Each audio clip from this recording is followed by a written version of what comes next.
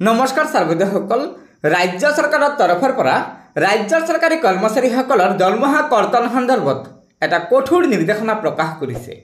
হয় सर्वोदयসকল, অসম চৰকাৰৰ শিক্ষা বিভাগে এই নিৰ্দেশনাখনৰ জৰিয়তে কৈছে যে যদি ৰাজ্যৰ কোনো শিক্ষক কৰ্মচাৰীয়ে 22/3/2024 তাৰিখৰ পৰা অৰ্থাৎ আজিৰ পৰা কোনো শিক্ষক কৰ্মচাৰীয়ে শিক্ষা হেতু পোৰ্টেলৰ জৰিয়তে নিজৰ উপস্থিতি অৰ্থাৎ এটেন্ডেন্স নিদিয়ে তেনে শিক্ষক কৰ্মচাৰীৰ অৰ্থাৎ শিক্ষা হেতু পোৰ্টেলৰ জৰিয়তে উপস্থিতি নিদিয়া শিক্ষক কৰ্মচাৰীৰ সেই দিনটোৰ দৰমহা কৰ্তন কৰিব।